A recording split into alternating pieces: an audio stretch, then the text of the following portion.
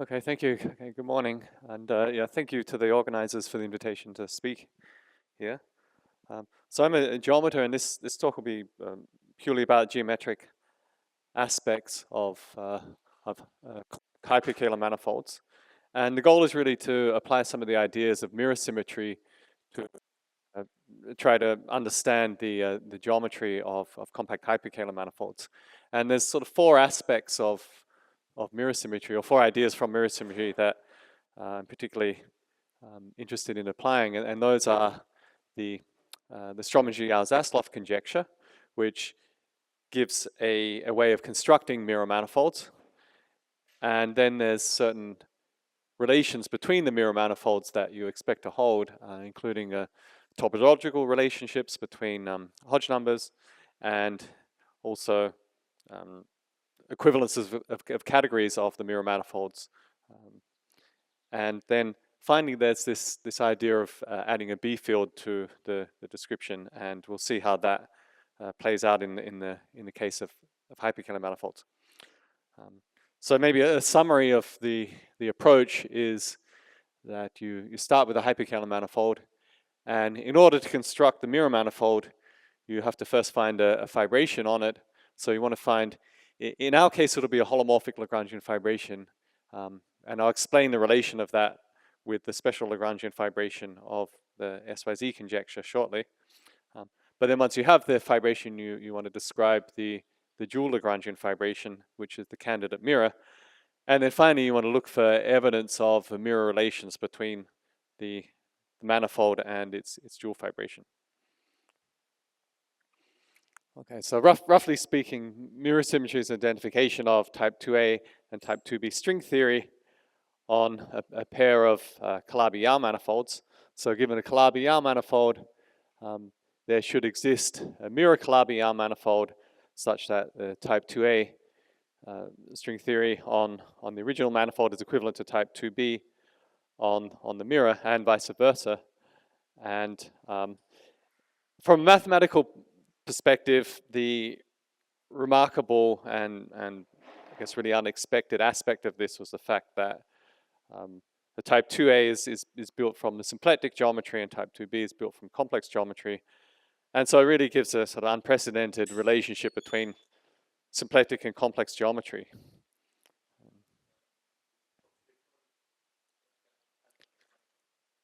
I mean, here it could be any dimension, and when we get to hyperkähler geometry, we'll be in for threefolds, but for even complex dimension.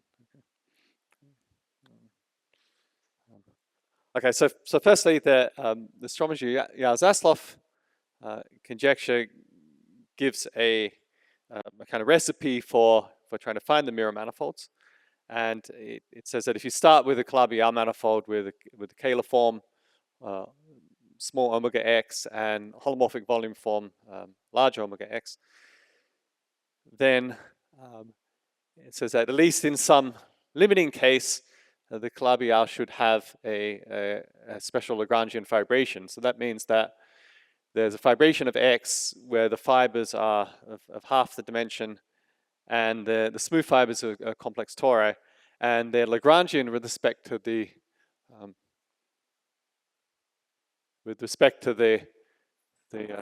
real symplectic structure, and they're special Lagrangian in the sense that the imaginary part of the holomorphic volume form vanishes on these fibers as well. And then the conjecture says that the dual should be constructed by taking the family of dual tori. And perhaps the most difficult aspect of this is extending this duality over the singular fibers, and that's likewise the same case in the hyperkähler case as well. Yeah, there are singular fibers on both sides. Yeah.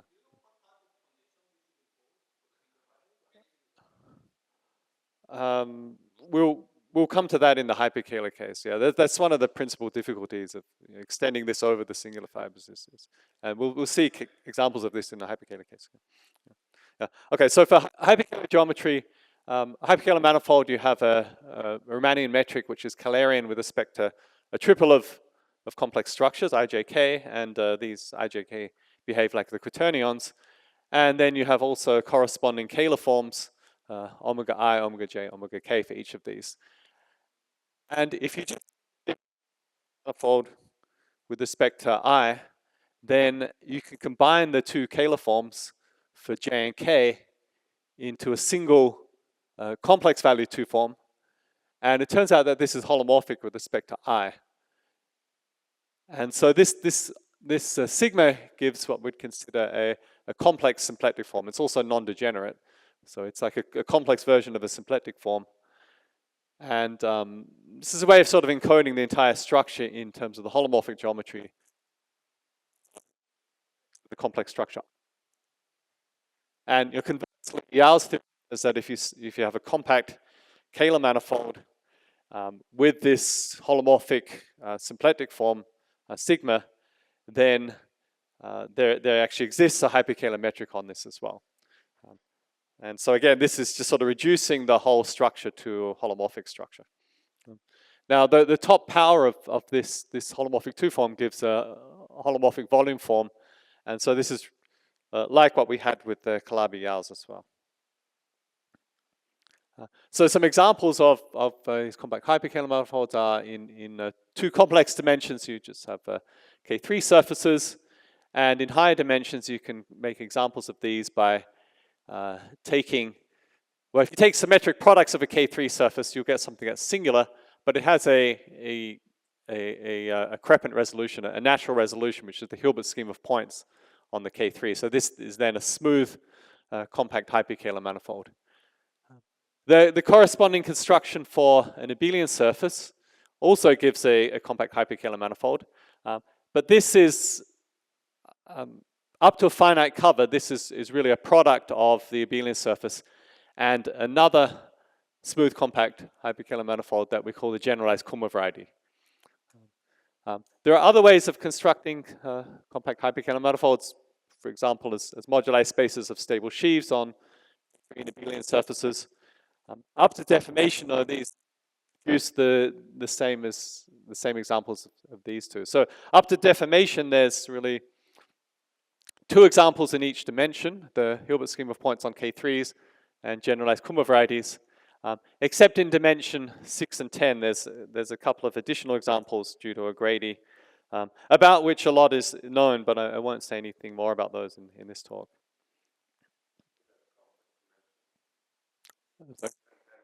Yeah, the complex dimension, right?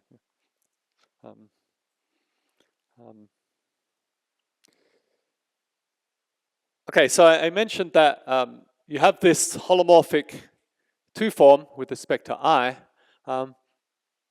Equally, you have a complex 2 form omega I plus I omega j with respect to the complex structure K. Okay, so if you change the complex structure in this triple, you still have a Kähler form and a holomorphic 2 form with respect to K. If you start with a fibration whose fibers are Lagrangian with respect to this holomorphic 2 form with respect to I. So if you start with a holomorphic fibration with respect to I, and it's Lagrangian with respect to this 2 form, then that means that the fibers, this holomorphic 2 form will vanish on the fibers. So omega j and omega k both have to vanish. If you now change your perspective and think of this as a complex manifold with respect to k, then you have the vanishing of omega k. So with respect to k, this is the real symplectic form, and that's going to vanish on the fibers. The holomorphic volume form with respect to k, nth power of this holomorphic 2 form with respect to k, and if you expand that out, you see the imaginary part is going to be omega j times something else, and so the vanishing of omega j tells you that this imaginary part of omega k vanishes. Right, so all of this is to say that if you start with a fibration which is holomorphic Lagrangian with respect to I, it will become special. It will be special Lagrangian with respect to k.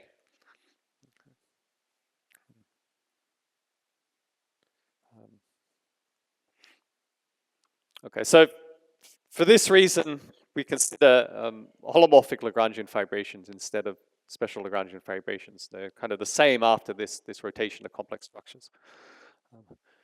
So what can we say about holomorphic Lagrangian fibrations, or more generally, what can we say about holomorphic fibrations on a compact hyperkähler manifold?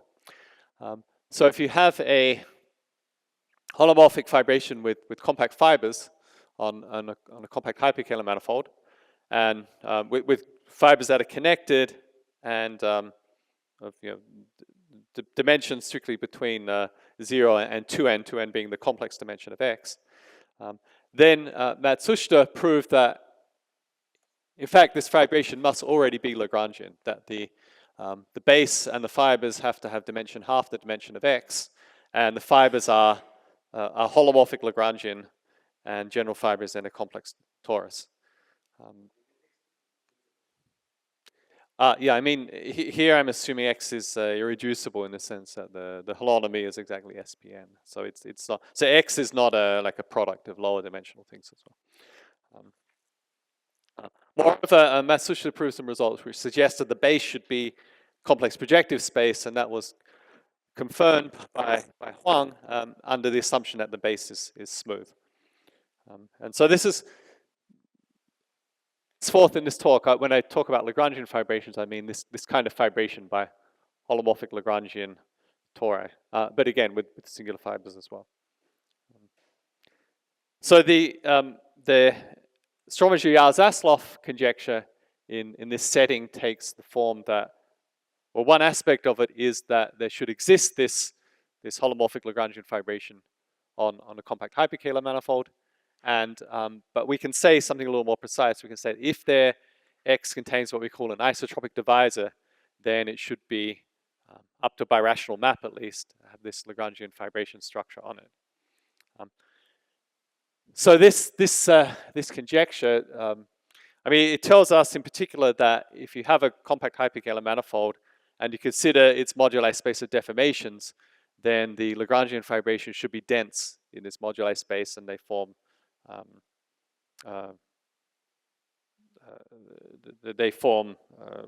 codimension 1 subloci in the moduli space, and this conjecture is not known to be true for all the examples of compact hyperkähler manifolds that we know.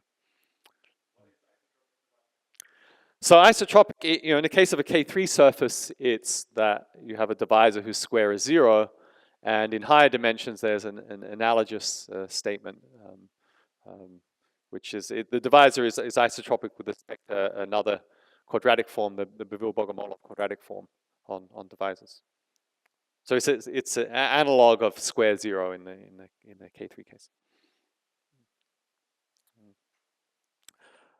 So let me give you some examples now. So I said there's two main examples of compact hyperkähler manifolds in all dimensions: Hilbert schemes of points on K3 surfaces and generalized Kummer varieties. So in the case of Hilbert scheme of points on a K3 surface, we can get a Lagrangian fibration by starting with a K3 that contains a genus G, a smooth genus G curve C. This curve will move in a G-dimensional linear system. And if you take the family of these, all curves linearly equivalent to C, so you get a family of genus G curves. And then if you take their Jacobians, you get a family of G-dimensional abelian varieties over PG. And this turns out to be a Lagrangian fibration. You have to take the compactification of the Jacobians because there are singular families, there are singular curves in this family. And for those, you need to take the compactified Jacobians to get a compact space in the end. And the reason this is a holomorphic symplectic manifold or a compact hyperkähler manifold is that you can identify this family with a moduli space of stable sheaves on S. You just think of a line bundle on a curve as being a torsion sheaf on the K3 itself. So this is really a moduli space of sheaves on the K3 surface. And as I mentioned earlier, these are examples of compact hyperkähler manifolds. And moreover, it's known that these are deformation equivalent to the Hilbert scheme of points on the K3 surface.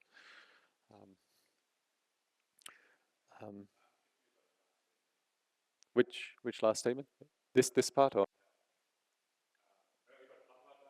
Yeah, I'll say so. So this gives a Lagrangian fibration, And then we want, for mirror symmetry, we want the mirror manifold to be the dual fibration. So how do you take the dual of this? If you just have a Jacobian of a smooth curve, then the dual variety is, the Jacobian of curve is self-dual. So the dual of the Jacobian of a curve is just the Jacobian of the curve again. This can be extended to the singular curves in this family. If you have a curve that's singular but still reduced and irreducible,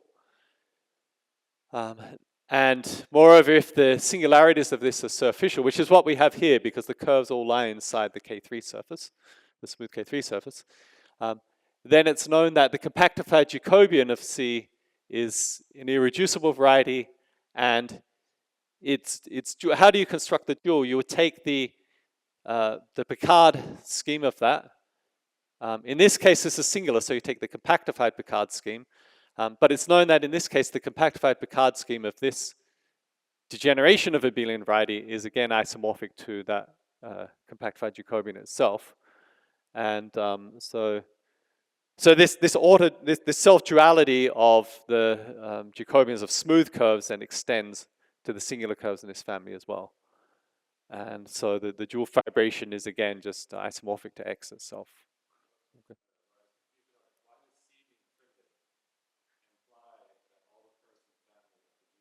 Right, so here, if C is primitive, if this class is primitive in the Néron-Savary group, well, perhaps I want something stronger than this. I want the Néron-Savary of the K3 to be generated by C. Perhaps I want that stronger statement. So then, all the curves in this family here will be reduced and irreducible. You have these properties. Yeah.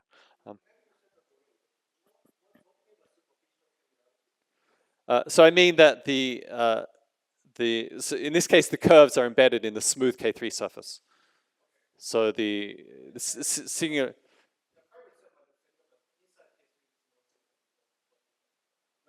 It means that.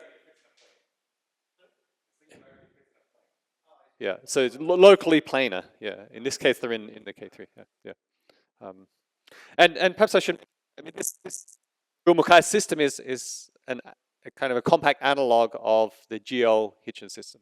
So in the GL-Hitchin system, you have, in the spectral curve description of that, the curves are lying in a non-compact holomorphic symplectic manifold, and here, compact version of that. Okay. So that's Hilbert's scheme of points on the K3. The other family is the generalized Kummer variety. In this case, you take the family of curves inside an abelian surface instead of a K3. And moreover, here I'm taking C to give a polarization of the abelian surface, which is what this superscript means of this type. And in this case, you get a family of genus G+2 curves, a G-dimensional family of genus G+2 curves. So when you take the relative Jacobian of, relative compactified Jacobian of these, the fibers have dimension G+2, so they're 2 dimensions too large. But it turns out there's the Albanese map on here maps Y to the abelian surface.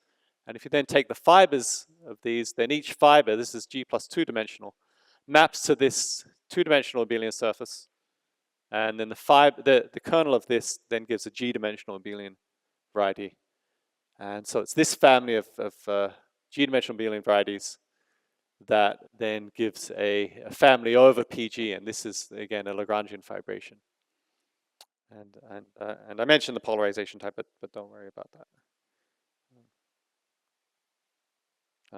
So what is the dual of this family? So in this case, so this is called the de Bar fibration. So the fibers of the de Bar fibration fit into this sequence. If you dualize this sequence, then you get the dual of this abelian surface mapping into the Jacobian, which is self-dual. And so the dual of the fibers of the de Bar fibration should fit into this sequence and occur here. But there'll be quotients of the Jacobian by the dual of A the dual of A acts on these in a very natural way, because if you have an element of the dual, that's just a line bundle on A, and you can tensor the line bundle on a curve by that line bundle restricted to the curve. It gives a natural action of A hat on this family, this relative Jacobian of the curves on the abelian surface. And the quotient is then, when you quotient by this doesn't act freely, so you get a hyperkähler orbifold in this case. But that's the dual fibration can be described geometrically in that way. Okay, so those are examples of holomorphic Lagrangian fibrations and their dual fibrations. And so now let's look at so now let's look for mirror symmetry relations between these fibrations and their dual fibrations. So firstly, just at the topological level, if we go back to Calabi-Yau manifolds, or Calabi-Yau threefolds in fact, then the expectation from mirror symmetry is that the Hodge diamonds are related by this symmetry where you rotate the diamonds.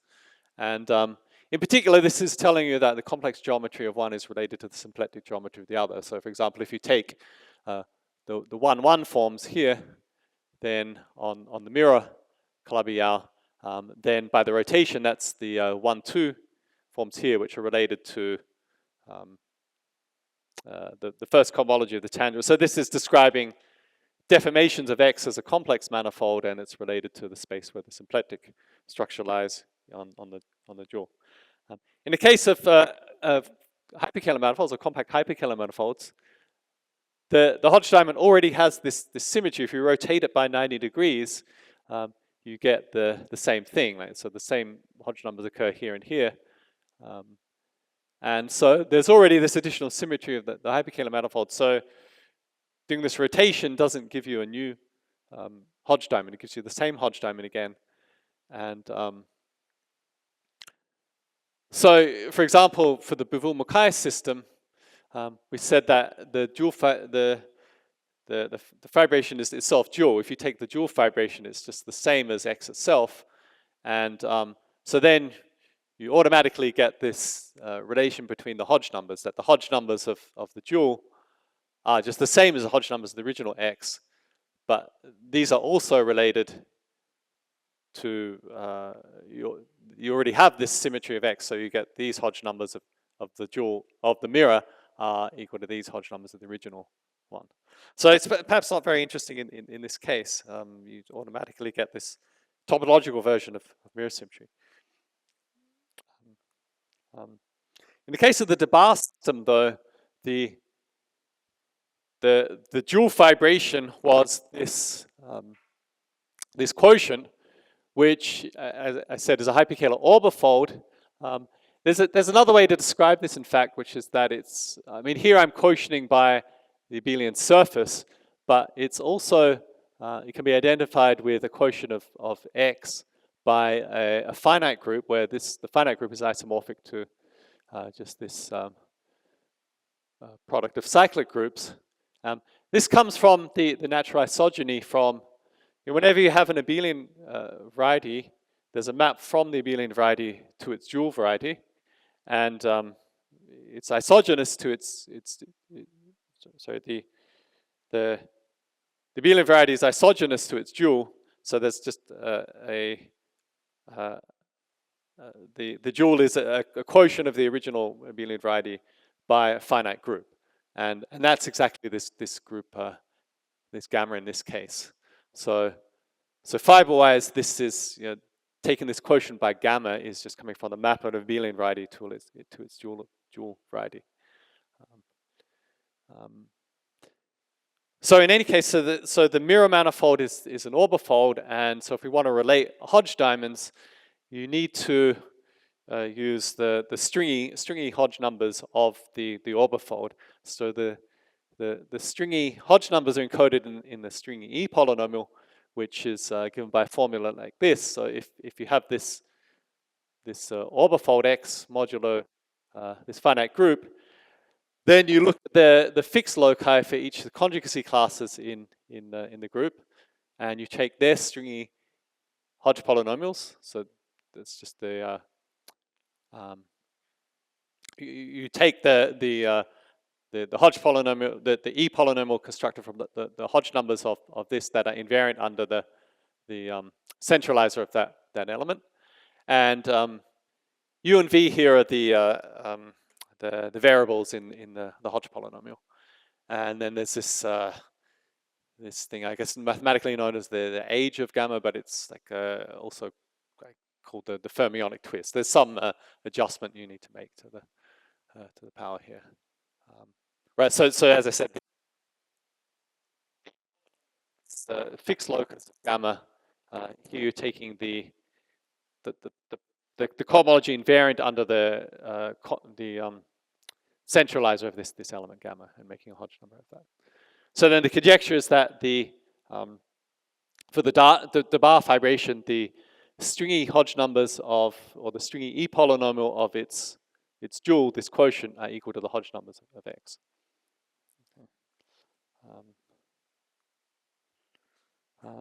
So you can check this in very explicitly in some low dimensional cases. So for example, in the genus 1 case, what you find in this case is that the Debar fibration itself has 12 singular fibers that look like I2 fibers in the Kodaira classification of singular fibers. So it's a pair of rational curves, these red curves that meet in 2 points, and so it's like a cycle of 2 rational curves. You have 12 singular fibers like that. Whereas when you construct the dual fibration, you find there are just 12 fibers that look like nodal rational curves, but at the nodes you actually get singularities of the surface. You get these 12 A1 singularities, and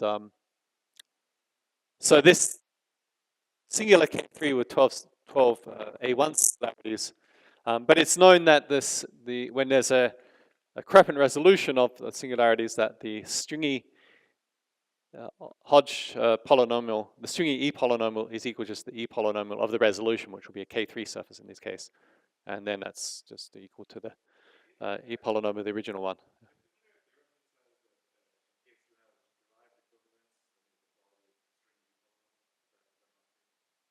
I'll come to that when I get to the categorical version of this. Yeah.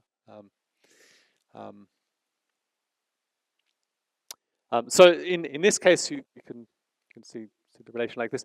In the higher genus case or higher G cases, you don't have there's no Kreppin resolution of this, but you can still verify that this relation between the stringy E polynomial and the E polynomial on the original side holds. And so I was working on this for a while. I discovered that also Kim and Maori were working on the similar cases. So they've verified this in some other cases, but they actually use a different fibration on the generalized Kummer variety, which I'll come to later in the talk. And we're kind of collaborating now to try to prove this in the most general case for these fibrations on the generalized Kummer varieties. And you'll see more of this in the homological section. Okay, so this is we consider this a manifestation of mirror symmetry at the topological level. At a deeper level is to look at this at the homological level. So the Kasevich homological mirror symmetry conjecture says that that there are two triangulated categories associated to your manifold and its mirror that are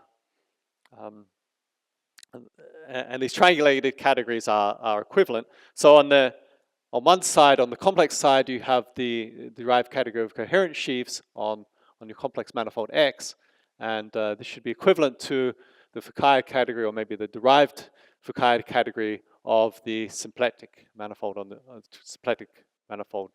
the mirror.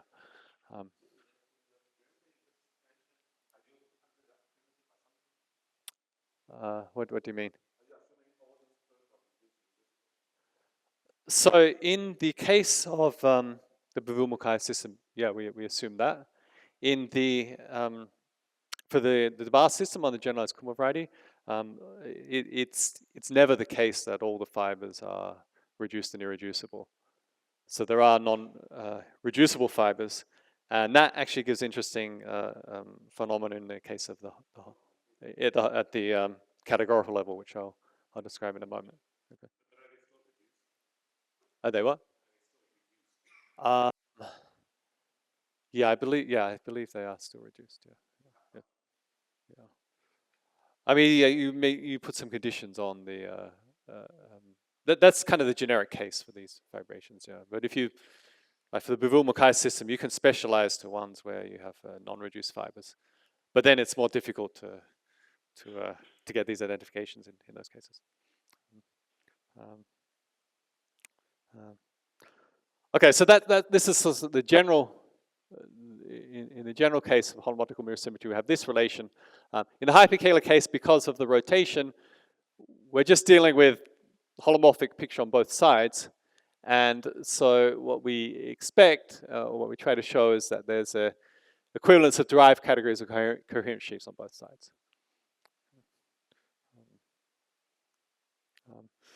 Right. So in the case, so let's go back to the Bavul-Mackay system. Yeah.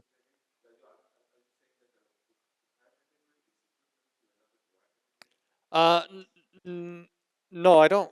I mean, that's.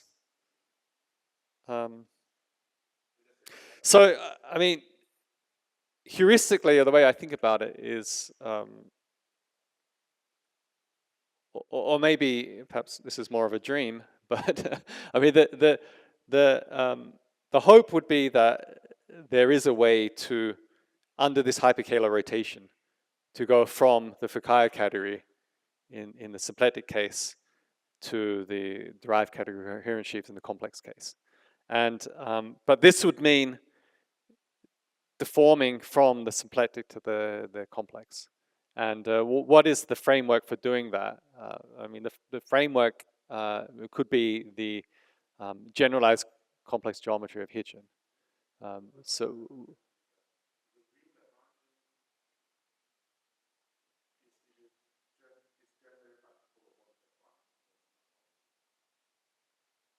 is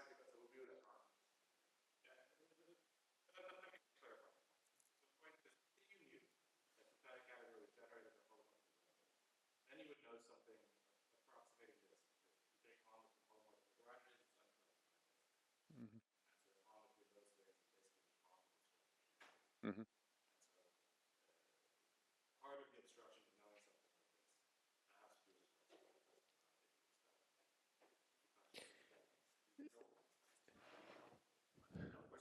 So there was a subtlety in what I mentioned earlier, that the holomorphic Lagrangian after the rotation becomes special Lagrangian, but the reverse direction is not strictly true.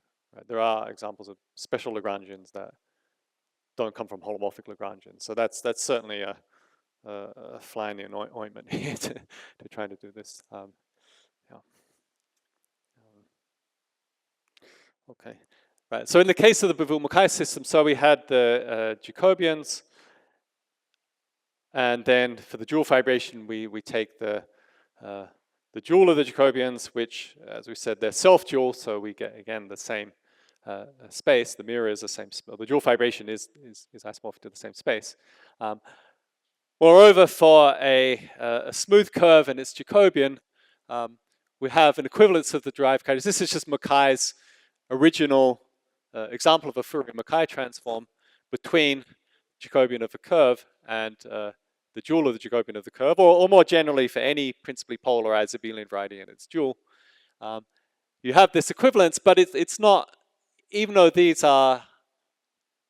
Jacobian and its dual are isomorphic, this is not just equality. This is a non-trivial derived equivalence between the derived categories here. It takes the structure sheaf of a point on one side to a line bundle on the other side. And so this is induced by the Poincare line bundle on the product of the abelian variety and its dual. So we want to extend this to the family of Jacobians, and the difficulty is extending it to the singular fibers in the family.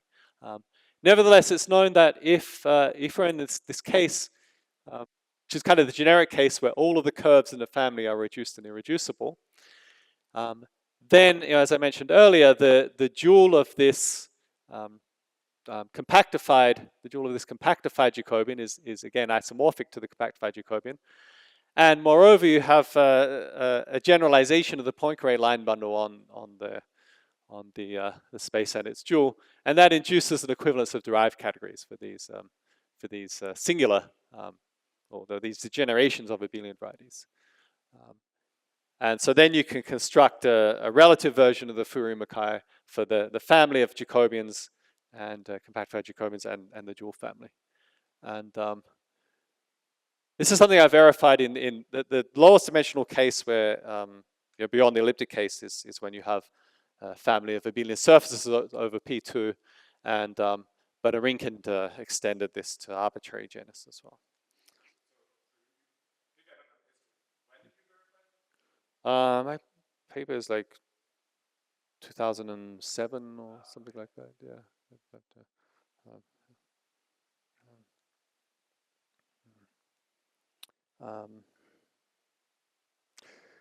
Okay, so that's for the Beauvais-Mackay system where you have it's essentially self-dual. In the Debye system, on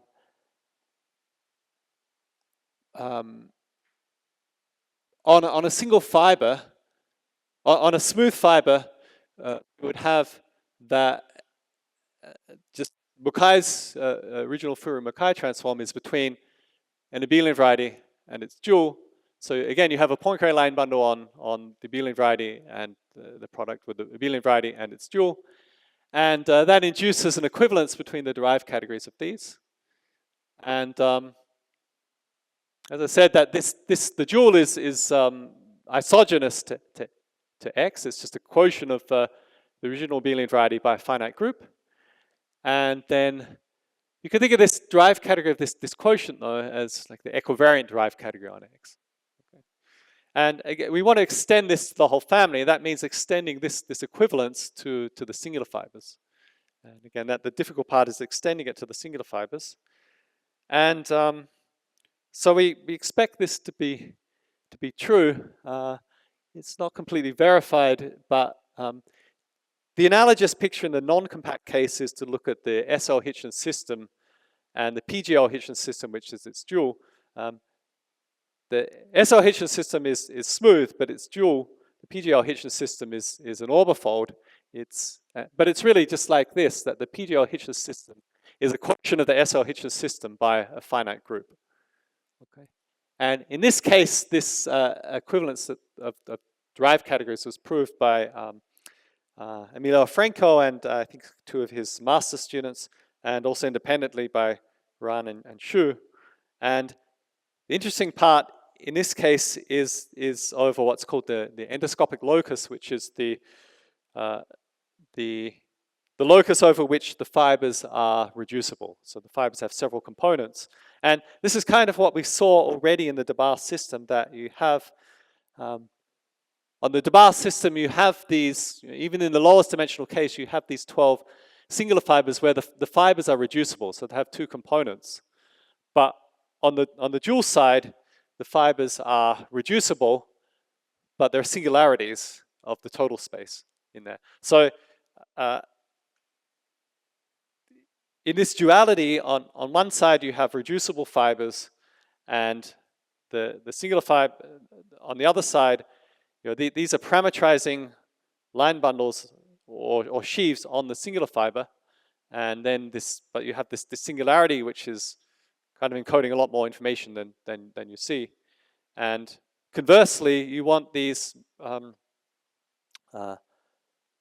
different components on the original side to parameterize sheaves on the mirror side. And what's happening is that one component is describing kind of equivariant sheaves on, is describing sheaves which descend to the quotient on one side, and then the other component is describing things which don't descend to the quotient. And I think in physical language this would be referred to also as fractional branes. The fact that you have reducible fibers, if you think of the fibers as being branes in the total space, then when you get to reducible fiber, you could have something supported on just one component of that singular fiber, and that's what is referred to as a fractional brane. So anyway, to summarize here, this equivalence is proved for the SL-PGL Hitchin system, dual fibrations, and I think the same idea should extend to this DeBar system and its dual. Okay, so in the remainder of our time, I want to describe now what happens when you introduce, I guess, what would be called a B field, and this is when you equivalently you add twists of the fibrations. So up to now, I mean, my fibrations have had global sections, and yeah. What was that? Ah, right.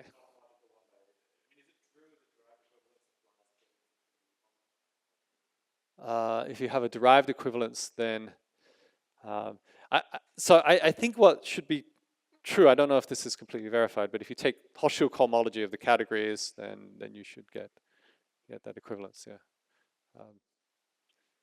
Perhaps you knew that already, but you wanted.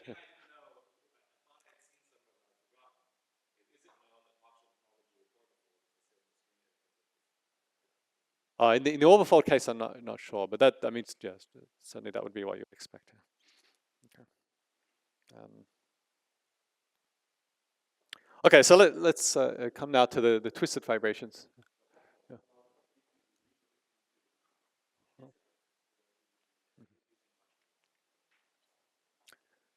Right, so let me describe this first in the case of just elliptic surfaces. So if I have a elliptic surface X over a base B, so smooth fibers are all elliptic curves, then I can chop this up into local fibrations, local in the just think of X as a union of these local fibrations over the local bases. And to twist this, what we want to do is take these pieces and re-glue them in a different way, where when we re-glue, we may kind of shift things in the fiber direction and re-glue. So perhaps the original fibration would have a global section, but after re-gluing, you get an obstruction to a global section. And so to do these re-gluings on the overlaps, you want to have a local section which describes how much you translate by when you re-glue. So you have these local sections on the overlaps, and a local section, though, you can think of that as a family of points in the fibers, but a point in a fiber corresponds to a line bundle on the dual fibration. And so a line bundle is something H10 star, so it's these local sections of the original fibration correspond to families of line bundles on the dual fibration X hat. Okay. So then you can say that the twists of the original fibration are then parameterized by this class, which is describing how you translate when you re-glue. So this cohomology class in here. So I'll just write X superscript alpha to describe the twist that when I take the original fibration with the section is the untwisted case, and then X alpha is the twisted one. Now this group may be a little difficult to deal with in a computer in general cases, but it's related to this space of what we call holomorphic gerbs on X hat. There's a spectral sequence. This is one of the terms in the sequence which converges to this, and in nice cases these are actually isomorphic, these groups, but not always. They're not always isomorphic. Right. So in the case of a K3 surface, so I want to think of the twisting as being a class inside of here, and just the exponential sequence gives a sequence like this, and in the K3 case, this is going to vanish. So the H3 vanishes, and so the holomorphic gerb has a lift to this, which you could call the the B field lift of that class. Also in the K3 case, that's just a one-dimensional space. So in particular, see that this is a connected space. So the family of all twists of the elliptic K3 is connected, and that means all the twists are again just K3 surfaces. They're all elliptic K3s and their deformation equivalent to the original one. So the twists are all elliptic K3 surfaces. But you do get something interesting, that the derived category of coherent sheaves on the twist is equivalent to the derived category of twisted sheaves on S. So here there's two different kinds of twists going on. On this side where the twist is a geometric one. You start with S0 and you twist the fibration to get a new elliptic K3, S alpha. On this side, you just have this fixed S hat, this fixed K3, but the twist is to the sheave. So you're twisting the category of objects on the space. Okay, so this is studied by Andre Calderari, and also he looked at this in the case of elliptically fibered Calabi-Yau three-folds as well, and you have something similar in that case. So perhaps more interesting, or for me, what I find more interesting is the case where this H3Z does not vanish. And for instance, that happens when you start with an abelian surface instead of a K3 surface.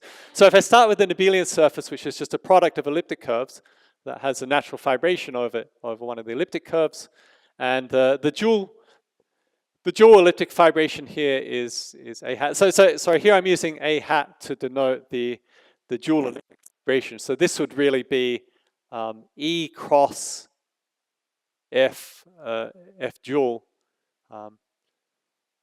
But in any case, it's just isomorphic to the original elliptic fibration over E. But now we have this non-vanishing of this topological group, and this tells us that this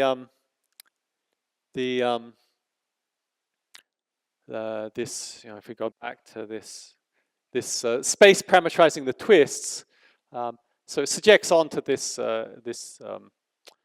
non-trivial group, and so it has different connected components.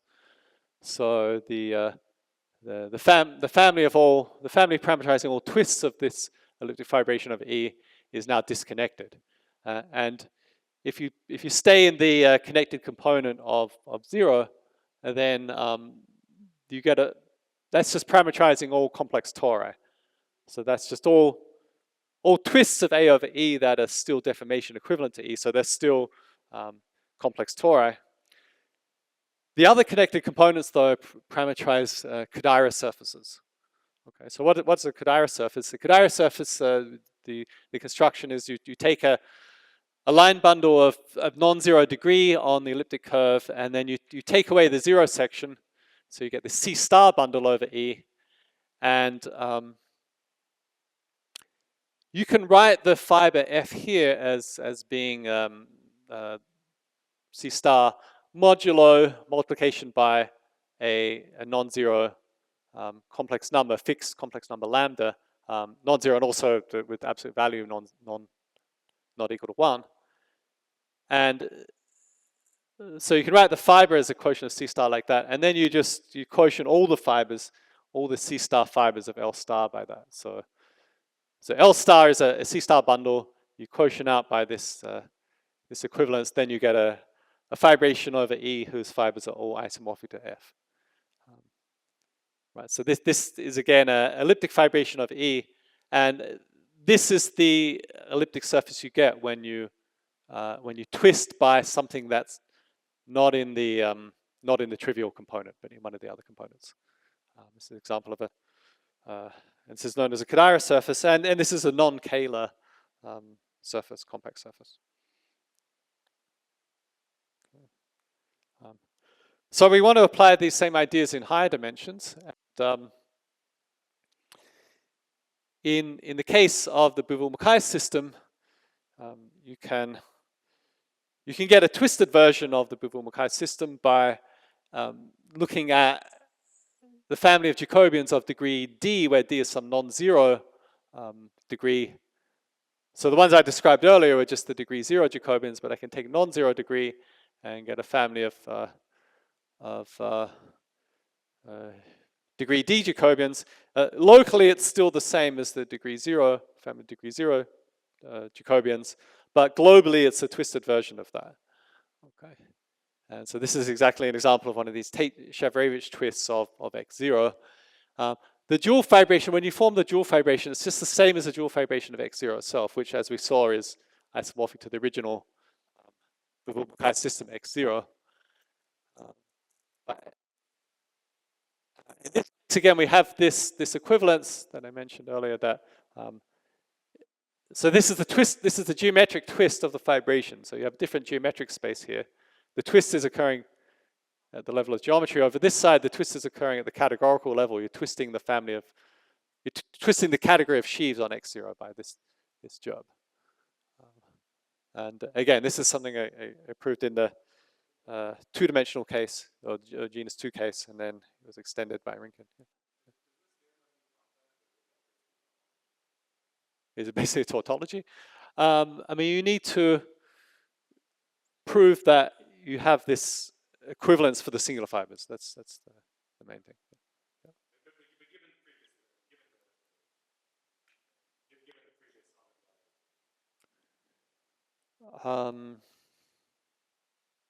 I mean, you have, so for the singular fibers, you have order duality saying that the dual of the fiber is isomorphic to the original fiber, but then you also want to show that there's equivalence of their derived categories as well.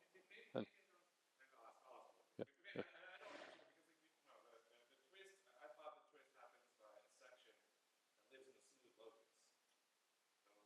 yeah.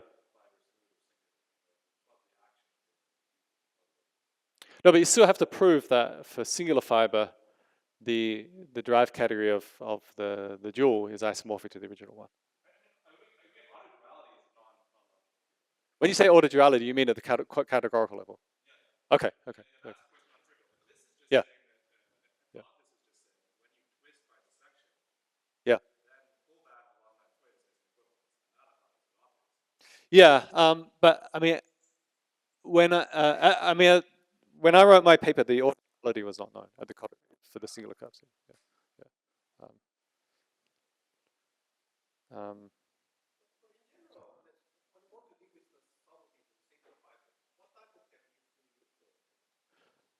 So, I mean, when I was first looking at this, I was using a result of Bridger and Machocha, which was saying that if you have a family of abelian surfaces and the dual family, that if you can show that there's an equivalence fiber-wise over a large enough family of large enough, on the complement of something of large enough codimension, then it extends over the whole family. So that was the kind of method I used to extend things to the singular fibers. That if you prove it up to codimension 1, then you can extend over the singular fibers. So something like that. Rinken is a much more direct approach, and showing that there's some sort of analog of the Poincare line bundle for all the singular fibers as well, and that induces the equivalence in those cases. Yeah. I mean, my original approach was much more ad hoc, and Rinken's is really the right way to think about it, I think. Okay, so let me just also mention in this case, it's also the space of twists here is connected. So everything when you do these twists, you get things that are still deformation equivalent to the original Bavil-Mackay system. So again, more interesting for me perhaps is the case of the generalized Kummer variety, where there will be other connected components. And so I want to describe what happens in this case. So there's another fibration on the generalized, I described the Debar system, but there's another fibration on the generalized Kummer variety, which is just induced by taking the abelian surface to be a product of elliptic curves. So remember, the generalized Kummer variety is coming from the Hilbert scheme of points on the abelian surface. And if you take the abelian surface to be a product of elliptic curves, there's a natural map from this symmetric product to the symmetric product of the elliptic curve. And inside here, the generalized Kummer variety sits inside here. It's the fiber of this map. And it maps down to a projective space sitting inside the symmetric product of the elliptic curve. So here, the base is just the degree n+1 divisors on E in a fixed equivalence class. So it's the linear system of effective divisors in a particular divisor class, and the fiber is just the n+1 tuples of points in the elliptic curve F that add up to 0. So that naturally sits inside here, and it's easy to describe the dual of this, and I won't go into the details of that, but the dual one can show is once again just this, it's isomorphic to the original generalized Kummer variety quotient by a finite group. So, sorry, this is a fibration of a PN. This finite group gamma acts, preserves the fibers of this, and if you quotient by that, you get the dual fibration.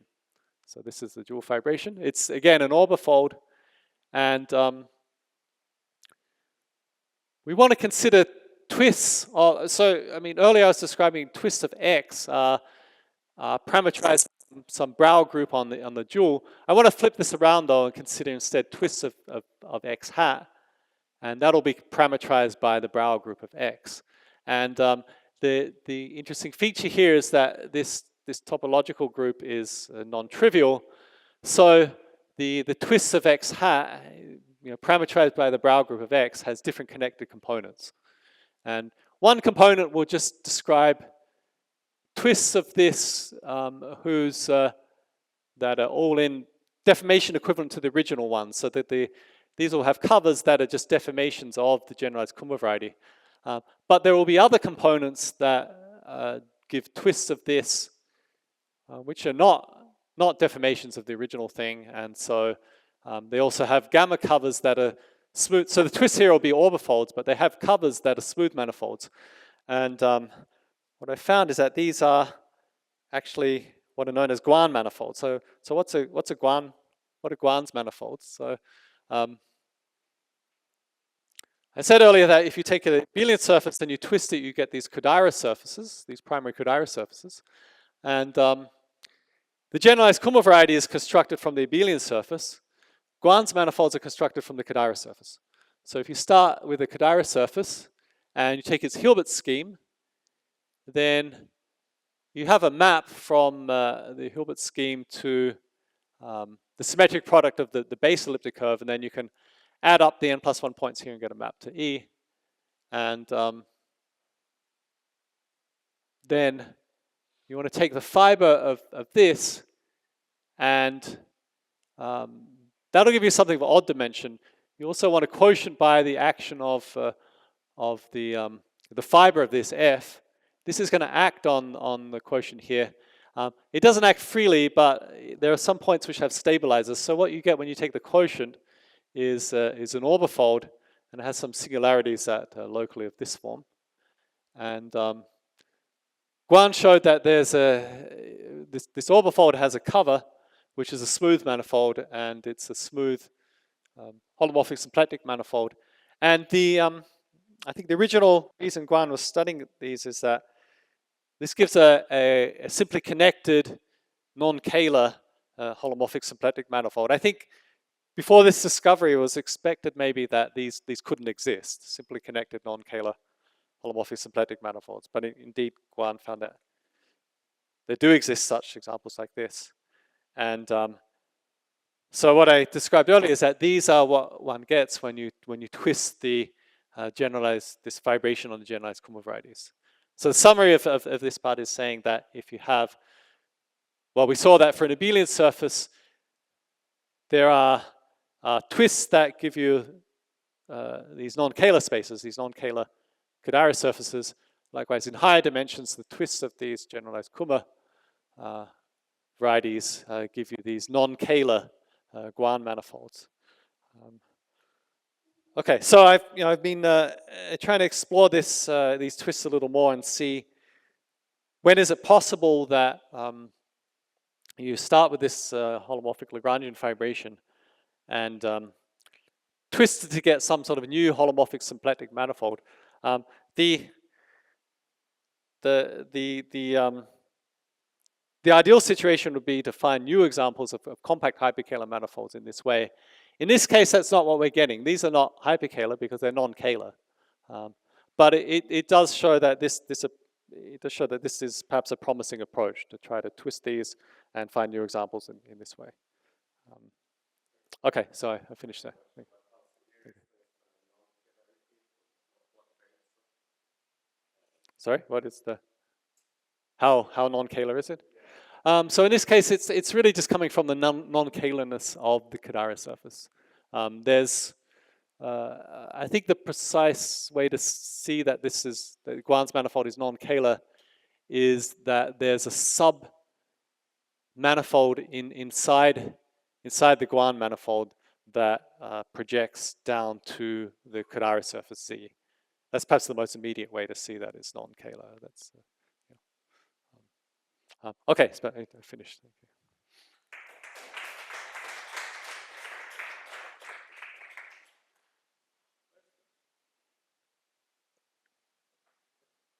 Please.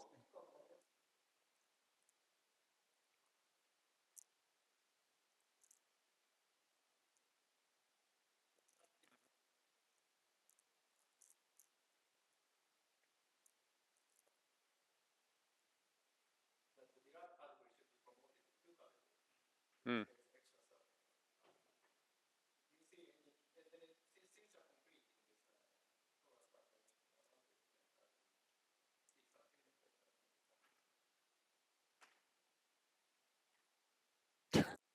Yeah, that would be a very interesting thing to investigate. I don't know. So you were saying um, the homological mirror symmetry should be something at the two category level. Yeah.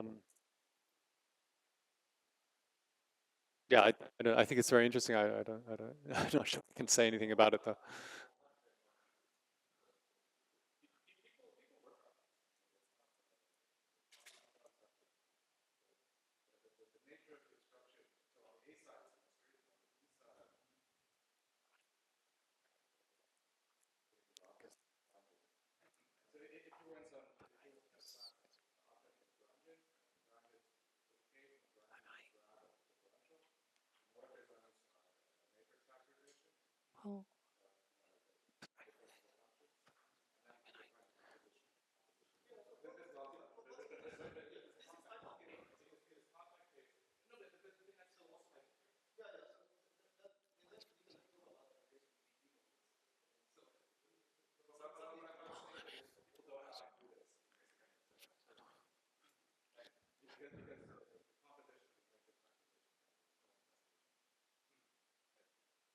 But also, as far as I know, the 2D mirror symmetry is not just an enhancement of this kind of mirror. So here we have a Lagrangian fibration and its dual.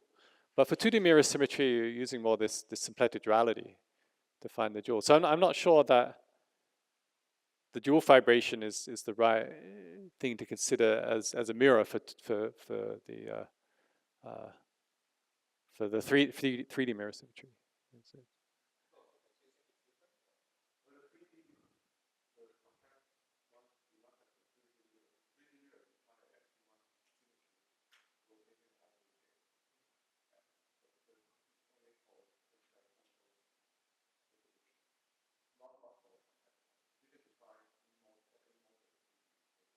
But you still have the two category.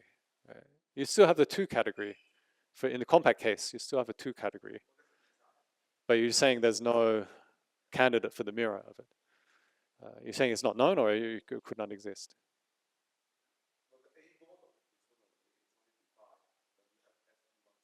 I see. I see. Yeah. Okay. Yeah. Vivek? Yeah. Yeah.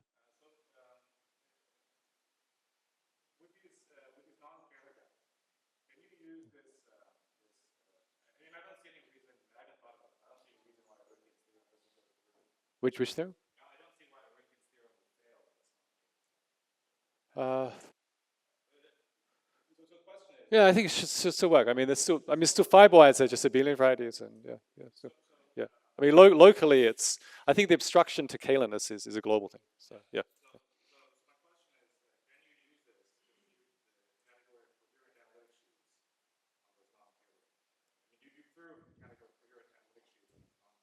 With this equivalent, I think this equivalence would work also in this case. Yeah. Um, I haven't seen that described anywhere, but I mean, even for like a Kadara surface and the abelian surface, I think that should still be true. Yeah. Yeah.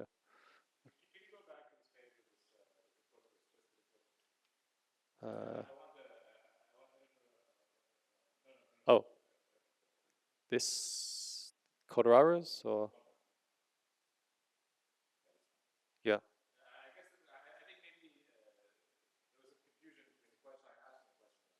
Okay. Yeah.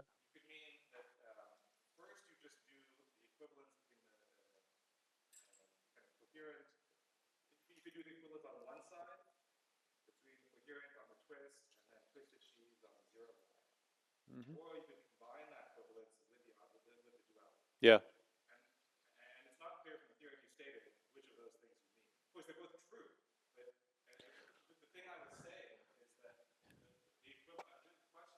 Yeah.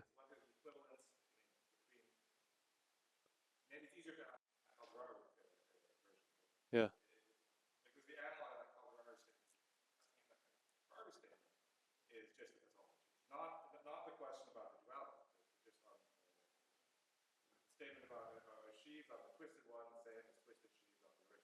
So here, when zero here, perhaps it would have been clearer if I just called that XD hat. That's what I mean. Yeah. Yeah.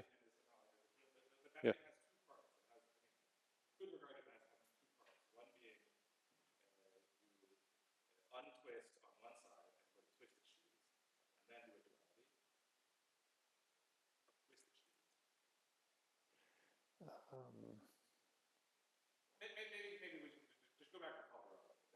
Okay. Yeah. Is this? Yeah. I don't know. I don't think so. Uh,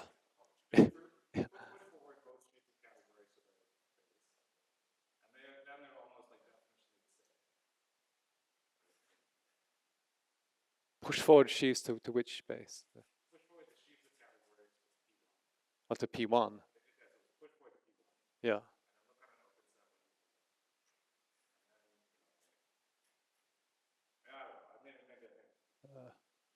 But pushing forward, you're going to lose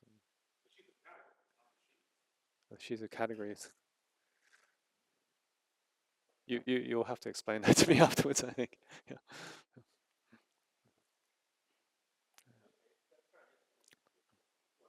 Mhm. To the twistor space. Um, I think that sort of comes back to something I was asked earlier about the rotation. Like, I mean, I think of the twistor space as being, especially particularly when you go from complex to symplectic, I think of that as a family of generalized complex structures. So that would mean upgrading everything to generalized complex structures, and that's I don't know. I don't think that's something that's been done.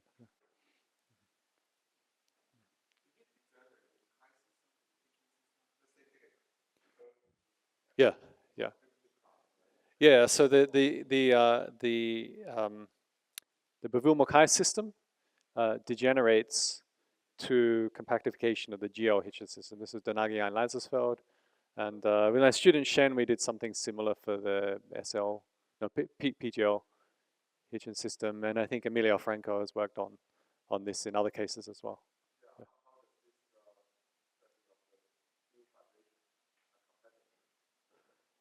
So I think in those cases, the Hitchin systems have like non-reduced fibers, and things. So it's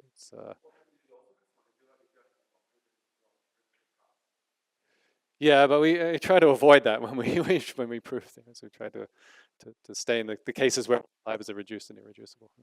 Yeah.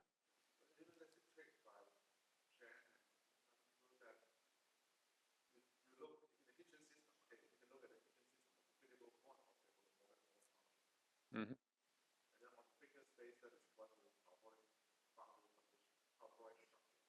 Mm-hmm.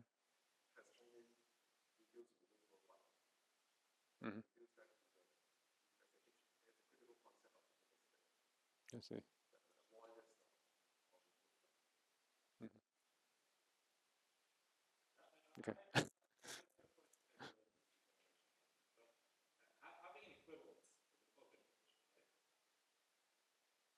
Um, of categories, you mean? Yeah, yeah, yeah. Okay, all right. Yeah, yeah.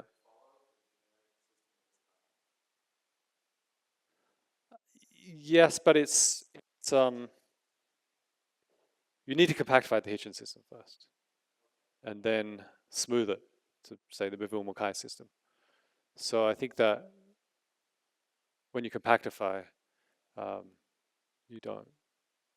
You would need to first do everything for the compactification, which is maybe not that straightforward.